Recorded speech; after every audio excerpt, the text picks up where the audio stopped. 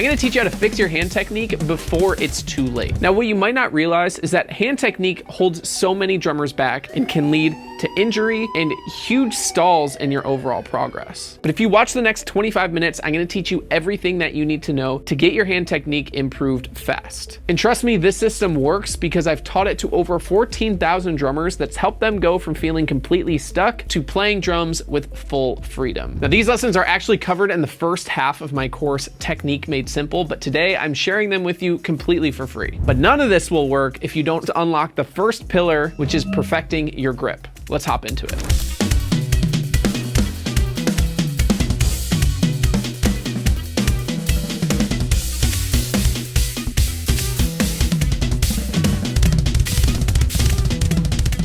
So in order to perfect our grip of the drumstick, we first have to talk about how we are actually holding this thing. Now, some teachers talk about simply opening up your palm, placing the stick in your palm, putting your thumb down, and then putting your fingers around it. What I don't like about this is that this is actually not correct at all, right? This doesn't set up my fingers to be able to move, and the stick is not in the right position. So I actually like to do it in a bit of an opposite order. First, I would take your drumstick and maybe about 1/3 of the way up the drumstick, grip the stick between your thumb and somewhere between the first and second knuckle of your pointer finger. We call this the fulcrum, and that is because everything hinges on this point between these two fingers. From there, you are simply going to rest your fingers on the drumstick, and I generally only have about 1 inch of overhang of the stick past my palm. This allows me to have a really loose grip, but with a lot of control between that fulcrum point. And when I turn my hand over, you can kind of see this gap between my thumb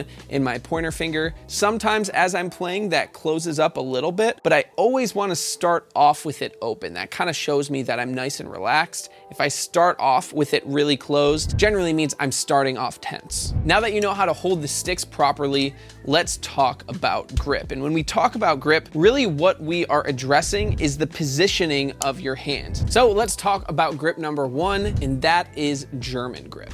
German grip is where your palms are facing down to the ground, and you are essentially moving the stick like you're dribbling a basketball. So you've got that nice wrist motion, and you've got a nice look at the back of your hands. That is when you are playing German grip. German grip is a great starting place for the modern drum set, especially with so many of our drums being flat like mine. So for me, for instance, my snare and my floor toms are pretty flat. My rack tom is slightly tilted. With my palms facing the ground, it allows me to move around the kit in a really natural way.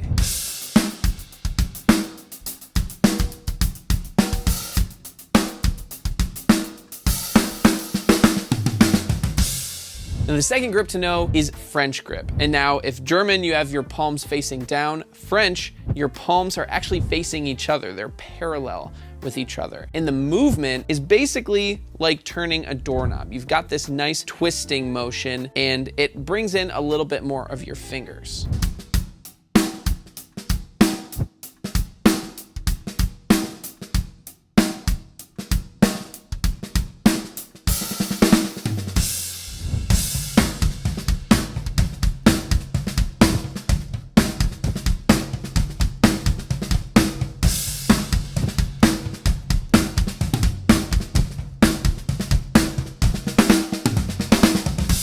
So a great exercise to practice these two grips is to just play eighth notes on the pad with both of your sticks hitting together. I would start off with German grip, then move to French, and then keep going back and forth. Once you feel that you kind of have an understanding of these two grips, switch every single measure. So play one measure, only German, then the next measure, you can play French. And if you're feeling really good, you could actually alternate singles instead of playing both sticks together. So now let's move into some practical applications of these grips so that you can get a feel for it, starting off with the ride cymbal. We're gonna start off by playing the kick simply on beats 1 and beat 3. Then we are gonna add a snare drum on 2 and 4. And then we are gonna start off with German grip with eighth notes on the ride, but hitting the bell on all the quarter notes. Now to hit the bell of the ride, German feels like the right grip. But then the next measure, I want you to just play straight eighth notes on the ride, and that I want you to play with French grip. So measure 1, you got those bell hits with the German grip. Measure 2, you've got no bell hits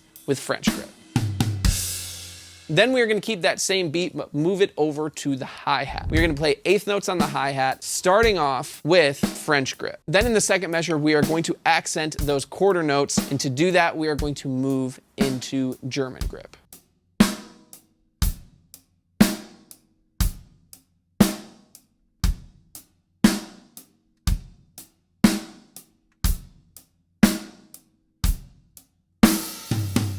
All right, so that is a lot of information for you to know and to work on. So your assignment is going to be to start off spending 10 minutes on the practice pad, switching between German/American and French grip. Switch every measure and at a very slow tempo. Start around 60 BPM. Once you've done that, I want you to choose either the ride or the hi-hat exercise to move into for another 10 minutes. Again, start at the same tempo to really focus in on the grip. We're not focusing on the speed, we're not focusing on the beat, we are focusing on switching our grips and being able to do both of them because you will use both of them. By the way, don't worry about writing any of this down because you can get the notation for every exercise in this lesson, plus the entire second half of this course that improves your foot technique completely for free by clicking the link in the description below. Because when you're able to build your hand and foot technique together, you will be absolutely unstoppable on the drum kit. It's gonna give you 15 days free to my full online drum school, DBO Academy, where you can access this course plus many others, all in a personalized path to maximize your growth.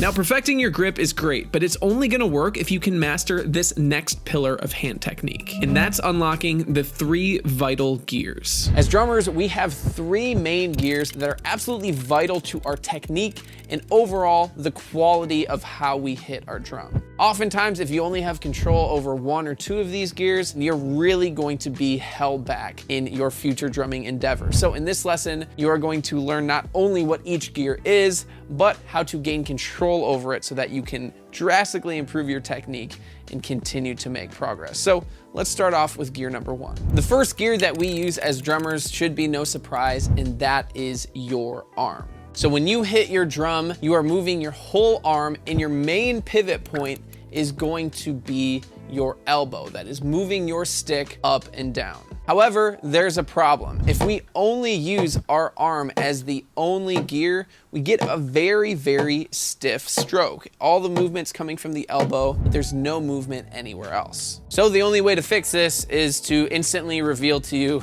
what the 2 other gears are, and that is your wrist. That's gear number 2, and gear number 3 is your fingers. But like I said, these all have to work together. So when we move our arm, we want to also get our wrist involved, almost like you are casting a fishing line. You have your wrist come up a little bit and even your fingers press down to get that proper stroke on the pad or on the drums. So when you use all these things together, your movements will more likely look like this, and this feels totally natural at slower tempos. However, as the tempo increases, we start using smaller and smaller muscle groups. If we try to use our arms at really fast tempos, the space in which our sticks have to move is very large. So once you start to get to more of those medium range tempos, you start to use your wrist and your fingers a little bit more. There's not as much movement between your arms, but you are able to execute the singles in a faster way that doesn't take as much energy. And then when the speed gets even faster, you remove that second gear and only use your fingers. Now this is going to feel the most unnatural to all of us. This is one of those things that is going to take time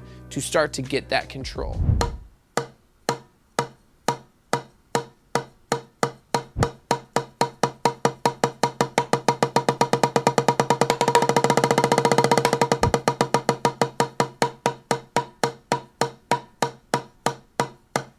So one way that I determine whether or not I'm using my fingers is totally off the pad. I can literally hold the stick like this and pull my fingers in and move the drumstick this way. This can show me that I have control over my drumstick. So maybe even before you go onto the practice pad, you can try to get a little bit of a feel for moving your stick with your fingers. Now it's important to feel comfortable moving the sticks with your arm, moving them with your wrists, and then moving them with just your fingers, because when I'm playing live and playing a big, slow chorus, I'm using all of the arms all the time to get those big, big sounds and movements out of my arm. Then if I'm playing like 16th notes on the hi-hat, I might be moving my wrists a little bit more. But then if I'm playing like super fast singles or even blast beats, I'm using all fingers. So let me teach you a great exercise that will help you develop each one of these gears. You are simply going to be playing 8 eighth notes with your right hand, then switching to 8 eighth notes with your left hand. But the first time around, you're going to use your arm as the main gear. But don't forget that your wrists and fingers are involved as well, so you don't have a really stiff note. After that, you're going to move down and use your wrist as the main gear. And then finally, once you complete that, you are going to move down to have your fingers be the main gear. When you put it all together, it sounds like this.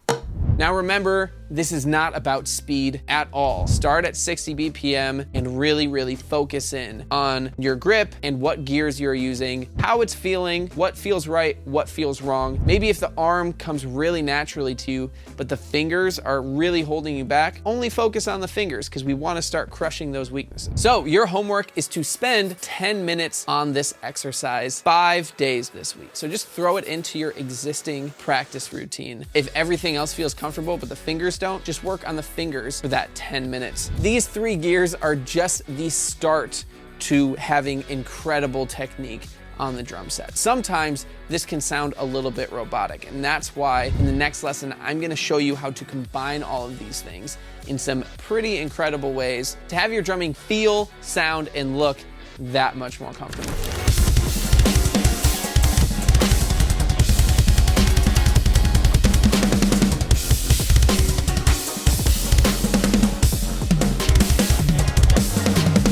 Now that you've unlocked how to move freely with all gears, it's time to learn the hack that will allow you to get multiple notes from a single movement. Once you can master Moeller technique, drumming will become so much easier for you. As a lot of you know, there's a specific point in my drumming journey where I was really trying to break into that next level, but I was blocked and I was getting rejected from auditions. And at that time, I happened to have had an incredible mentor who wanted to teach me a lot about drum technique. Long story short, he did, and he showed me a Jojo Mayer DVD that really drilled in something called Moeller technique. The Moeller technique allows you to get multiple drum strokes using one simple movement from your arm, using all of the gears that we learned in the lesson before this.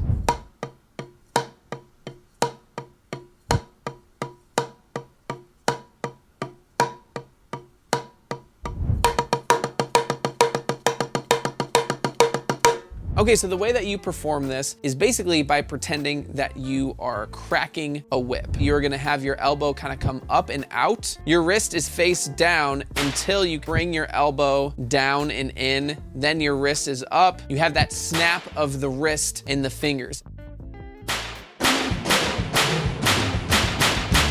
So what this allows you to do is still be playing notes as you are setting up for the next stroke. So a really great exercise is to simply play eighth note triplets, 1 triplet, 2 triplet, and you're gonna be accenting those quarter notes. So basically that big whip stroke is gonna be that accent number 1. Then as you first start to move your elbow, you are going to hit another stroke. And then as your elbow comes up, your stick actually gets closer to the snare drum to hit a third stroke. And then by the time you've hit the third stroke, you're already halfway set up for the next accented note.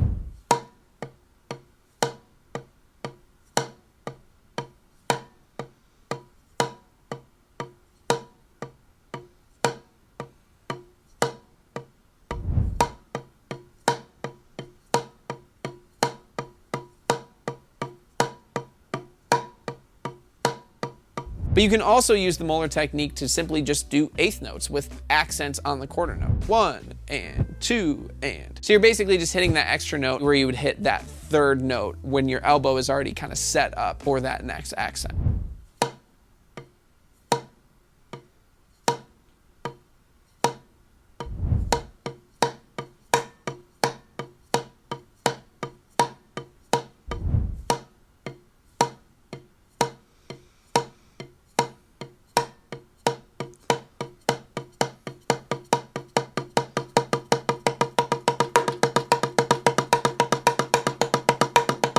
So how does this actually apply to the drum set? Well, let's start off by playing just eighth notes on the hi-hat. So whether you are playing with your full arm, just your wrist, or your fingers, you're gonna kind of get that one consistent note. But when you move into the molar technique on those eighth notes, you naturally get those really awesome accents on each quarter note, which makes it feel a little bit groovier.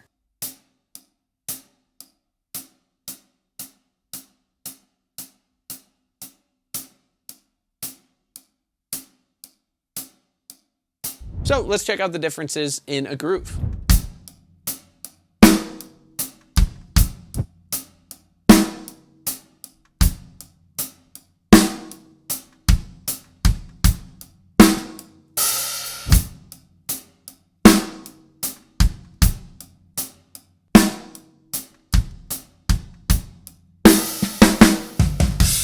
Now don't forget that I'm also using the molar technique with my weak hand that's actually hitting the snare drum. This allows me to get more power, and what's even better is that when I'm playing grooves on the hi-hat, it allows my sticks to not hit each other. A lot of the times, if people just lift their wrist up, it will hit the stick that's hitting the hi-hat. But if you are playing molar with both hands, what you'll see is that as your elbows come up, both of your wrists are facing down, and then they kind of come up together, as opposed to one facing down and one wrist up, and then you get this really annoying stick clicking in the middle of your grooves.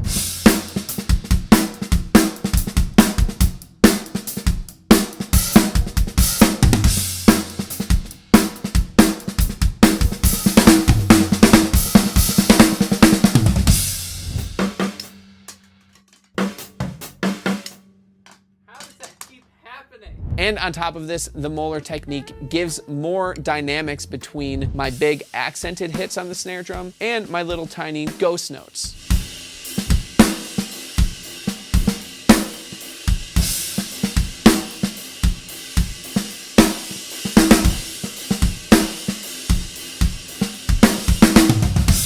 But just like everything else, when the tempo speeds up, the motion isn't as dramatic and big. As it starts to speed up, you start to see a little bit less elbow movement and a little bit more movement in the forearm and the wrist. And then as it speeds up even more, we are using more of those fingers with a little bit of that wrist action. What's really fun about this is it's a really fun way to add accents into your singles. So if you're just starting off playing maybe wrist strokes on your pad, you can just add a molar stroke anywhere you want, and you're going to naturally get those really cool accents.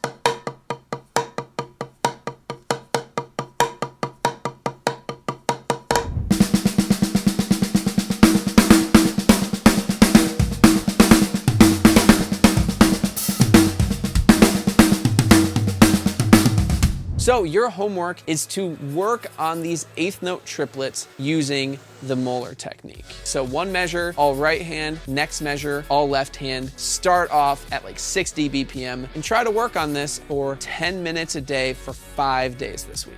So we have done a lot of focusing on single stroke techniques, but in the next lesson, I'm going to teach you how to improve your double strokes.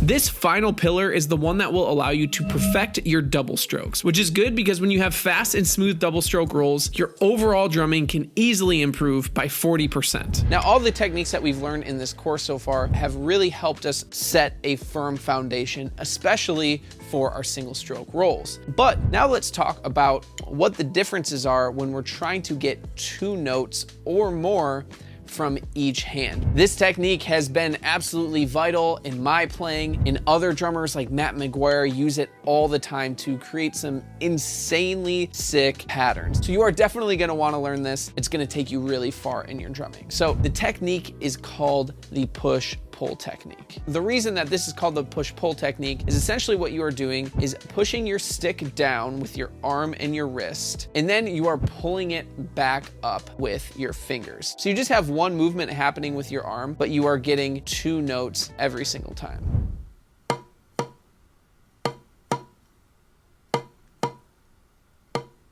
Now this technique highly relies on your fingers. Now, there are kind of two different ways that you could start to try to understand this technique. The one is to hold the stick, and like I said, with your arm and your wrist, push the stick down, then the rebound's gonna bring that stick up, and then with the rest of your fingers, you just wanna pull in so that stick goes down, and when the stick does go down, allow the rebound to pick your hand back up. So you're kind of just going back and forth with this push-pull motion. Go ahead and try this, see how it feels. Maybe you will lose control of your sticks. Don't worry about it, just keep pushing forward. You've got a little bit of a barrier to break through, but trust me, you spend more time on it and you will break through that barrier. The other way you could try to go about perfecting this technique is just play simple wrist strokes on the pad, but then on the way down, squeeze your fingers in. So you're getting that extra note. So the tempo stays the same, you're doing everything else the same, but you are just squeezing on that bottom note. For me personally, the first way feels more natural, but feel free to experiment around and see what works the best for you. Now, like I said, this is what constitutes my double stroke rolls. So let's just see the push-pull in action a little bit.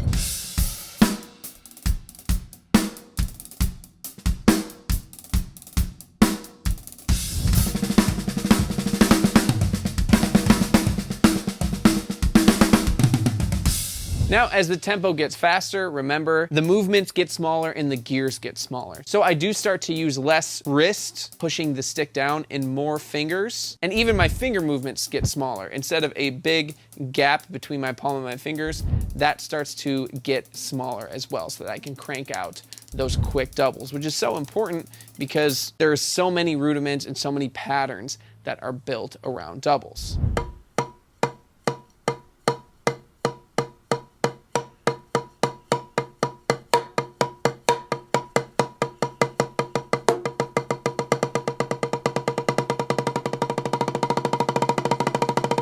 Now you might ask, what is the difference between just regular finger strokes and the push-pull technique? And basically, when you're just doing regular finger strokes, it's oftentimes played as French grip, and there's really no wrist being used at all. And with push-pull, you are utilizing a little bit of that wrist to bring the stick down, but then you're using your fingers to bring the stick up. So it's kind of wrist for one stroke, and then fingers for the second stroke. So the exercise I want you to work on the pad is what I call the push-pull pyramid. Maybe you're familiar with it, but that's where you're going to be doing 8 notes on each hand using the push-pull technique. Then you are going to move to 4 notes, and then finally to 2 notes. So now let's see what that sounds like all together.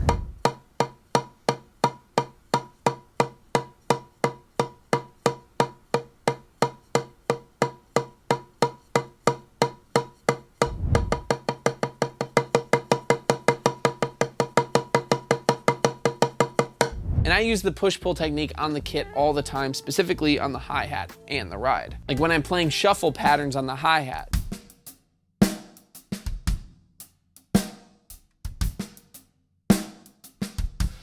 Or even when I'm playing some jazz patterns on the ride.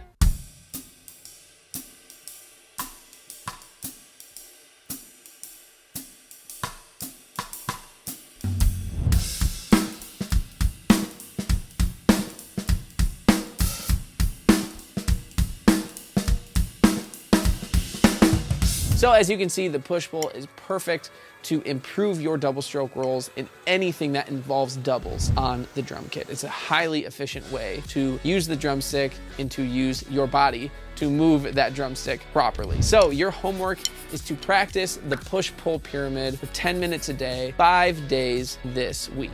Now, once your hand technique is totally dialed, it is time to move on to your foot technique. To get access to all the notation in this lesson, plus 4 new lessons on unlocking your foot technique, click the link below and I'll send it to you completely for free. And once your technique is dialed in, you need to find out what your progress killer is. Click this video to find out how to diagnose yours.